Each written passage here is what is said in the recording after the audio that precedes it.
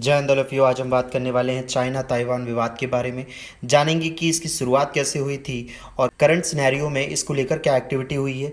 लेकिन उससे पहले यदि आप हमसे फेसबुक या यूट्यूब से जुड़ना चाहते हैं तो आपको टाइप करना होगा सिद्धार्थ यादव एजुकेशन। लेकिन यदि आप टेलीग्राम ऐप से जुड़ना चाहते हैं तो आपको टाइप करना होगा सिद्धार्थ_यादव_एजुकेशन। इससे पहले कि वीडियो की शुरुआत करूँ, मैं चाहूँगा कि आप यहाँ चाइना और ताइवान दोनों की लोकेशन को जान लें। देखिए, ये है वर्ल्ड मैप और इसमें यहाँ पर है एशियन कॉन्टिनेंट यानी कि एशिया महाद्वीप। इस एशिया महाद्वीप के दक्षिण में आपको दिखाई दे रहा होगा इंडिया यानी कि भारत। भारत के उत्तर पूर्व जाने पर आपको दिखाई देगा चाइना, और चाइना के पूर्व की तरफ जाने पर आपको दिखाई देगा एक छोटा सा आइलैंड जिसे हम बोलते हैं ताइवान। इसे थोड़ा करीब से देखने पर ये आपको दिखाई दे रहा होगा चाइना और ये है ताइवान। लेकिन आपको ये बात जानकर हैरानी होगी कि ताइवान को रिपब्लिक ऑफ चाइना के नाम से भी जाना जाता है। जी हाँ, ये जो आप मेनलैंड चाइना देख रहे हैं इसको हम जानते हैं पीपल्स रिपब्लिक ऑफ चाइना, और ये जो ताइवान है इसे जानते हैं रिपब्लिक ऑफ चाइना। जो ताइवान यानी कि रिपब्लिक ऑफ चाइना है इसे अपना विरोधी मानता है पीपल्स रिपब्लिक ऑफ चाइना, और साथ ही इसे अपने में मिला लेना चाहता है। अब ऐसा क्यों है, तो इसके लिए हमें जाना पड़ेगा चीन की हिस्ट्री यानी कि इतिहास में। देखिए, ये हैं चीन के शुरुआती कुछ राजवंश, लेकिन हमें बात करनी है सबसे अंतिम राजवंशों के बारे में। देखिए, जो मिंग राजवंश है उसके बाद आया था चिंग राजवंश, ये अंतिम राजवंश है और इनमें सबसे अंतिम राजवंश है चिंग राजवंश। चिंग राजवंश की शुरुआत हुई थी 1644 में और यह 1911 तक था। लगभग 250 साल इसने चीन पर शासन किया था। ये जो आपको मैप दिखाई दे रहा है ये चिंग साम्राज्य का क्षेत्र है जिस पर चिंग साम्राज्य का अधिकार था। देखिए, इसमें कुछ भाग मंगोलिया का भी शामिल है। चिंग साम्राज्य के समय पर काफ़ी सारे वॉर यानी कि युद्ध लड़े गए। उनमें से प्रमुख हैं ओपियम वॉर यानी कि अफीम युद्ध, और साथ ही है सिनो जापानीज़ वॉर यानी कि चीन जापान युद्ध।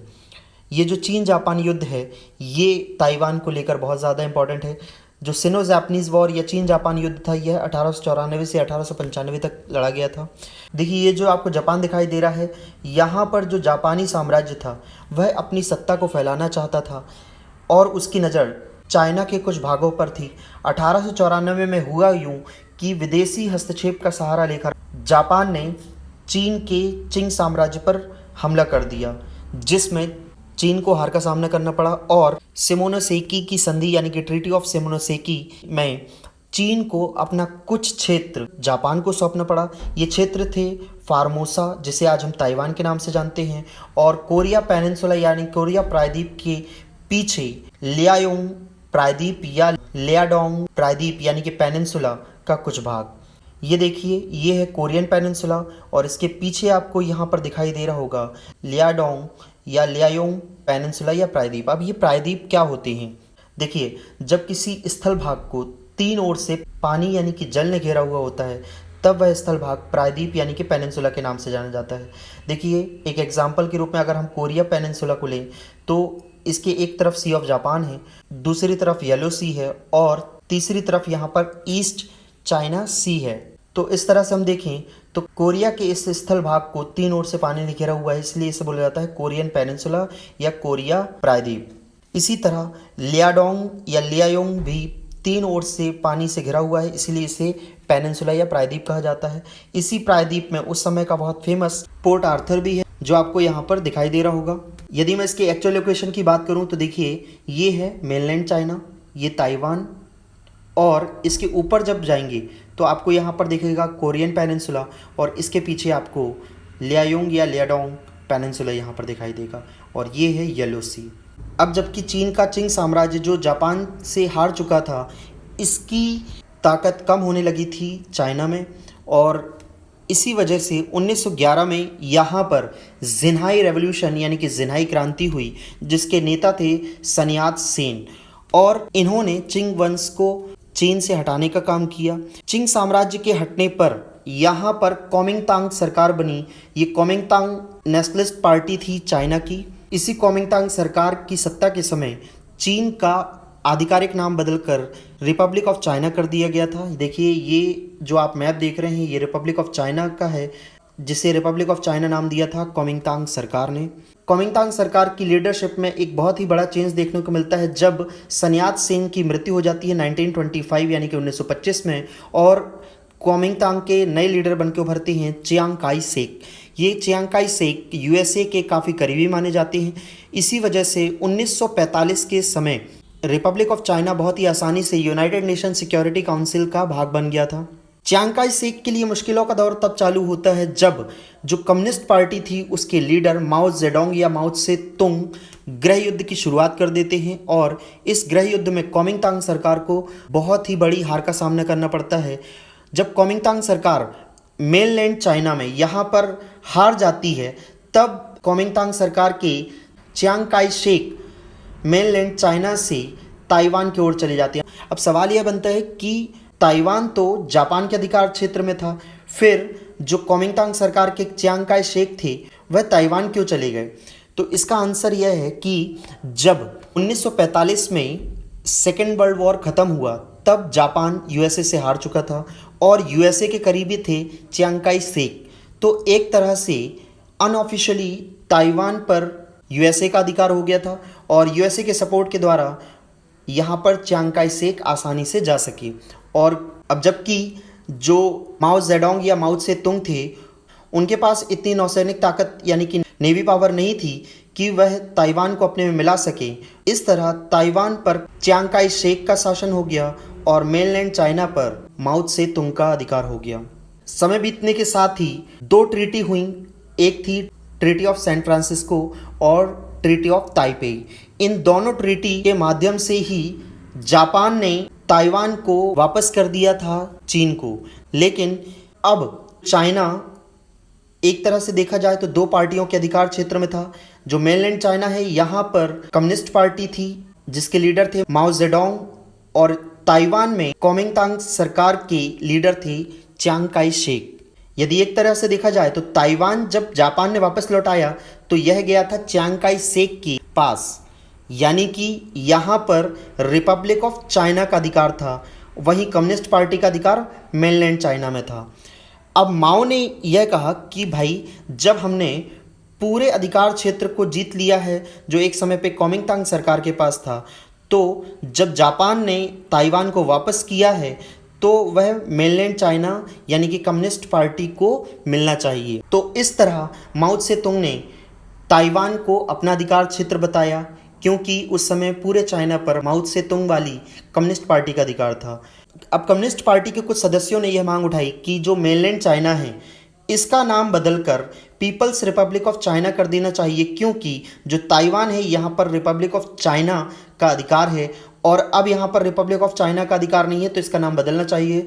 इस वजह से यहाँ पर बदलकर नाम हो गया पीपल्स रिपब्लिक ऑफ चाइना। और यही वह दौर था जब दोनों स्थानों का नाम चाइना पड़ गया। यहाँ पर था पीपल्स रिपब्लिक ऑफ चाइना और यहाँ पर था रिपब्लिक ऑफ चाइना, जिसे आज हम ताइवान के नाम से जानते हैं।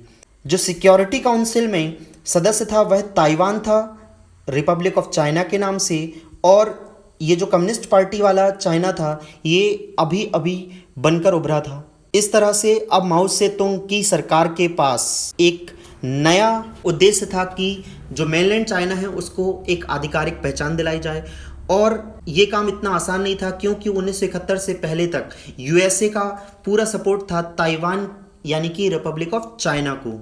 लेकिन 1971 के बाद ताइवान की स्थिति और ख़राब होने लगी। क्योंकि जो यूएसए के राष्ट्रपति थे रिचर्ड निक्सन, उन्होंने मेनलैंड चाइना यानी कि जो ये चाइना है इसे चीन के रूप में मान्यता देना शुरू कर दिया था, और उन्होंने यह भी कहा कि जो रिपब्लिक ऑफ चाइना है यहाँ पर इसे संयुक्त राष्ट्र सुरक्षा परिषद से भी हट जाना चाहिए, और ये हुआ भी।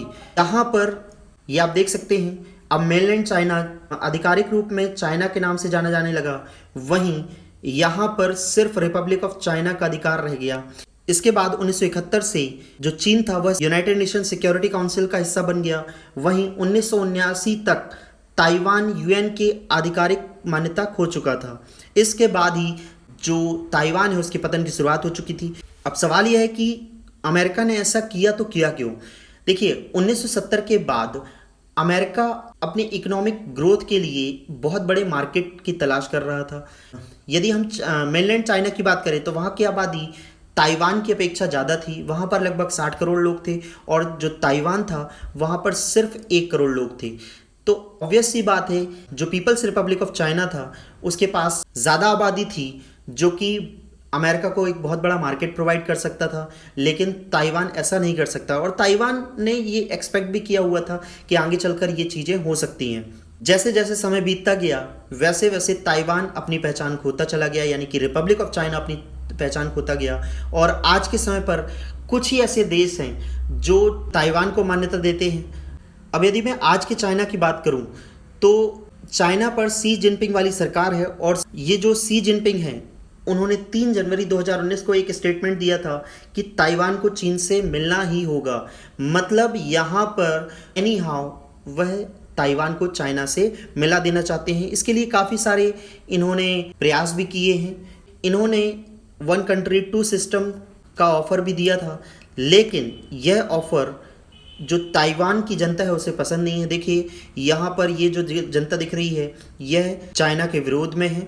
यहाँ पर लिखा हुआ है say no to China and say yes to Taiwan. हाल ही में 1 मई 2020 को US mission to the UN ने एक ट्वीट की जिसमें ताइवान को यूनाइटेड नेशन में सदस्यता को लेकर समर्थन किया गया है, जिसको लेकर ऑब्वियस सी बात है चाइना ने अपोज किया होगा। सो होपफुली अब आपको समझ में आ गया होगा कि ये जो मेनलैंड चाइना और ये जो ताइवान है, पहले ये आपस में ही रिपब्लिक ऑफ चाइना के नाम से जाना जाता था। लेकिन जब माओ त्से-तुंग की कम्युनिस्ट पार्टी ने इस मेनलैंड चाइना पर अधिकार कर लिया, तब से यह कहलाने लगा पीपल्स रिपब्लिक ऑफ चाइना। और ये जो यहाँ पर रिपब्लिक ऑफ चाइना हुआ करती थी वह जाकर ताइवान में इस्टेब्लिश हो गई और रिपब्लिक ऑफ चाइना को आज हम ताइवान के नाम से जानते हैं। दोनों ही अपने आप को आधिकारिक रूप से चाइना के नाम से मान्यता देते हैं, लेकिन जो विश्व के अनेक देश हैं वह पीपल्स रिपब्लिक ऑफ चाइना को चीन के रूप में मान्यता देते हैं, ताइवान को नहीं। सो होपफुली ये टॉपिक आपको समझ में आया होगा। यदि आपको इसको लेकर और कोई डाउट है तो आप मुझसे पूछ सकते हैं। आज के लिए इतना ही। जय हिंद, जय भारत।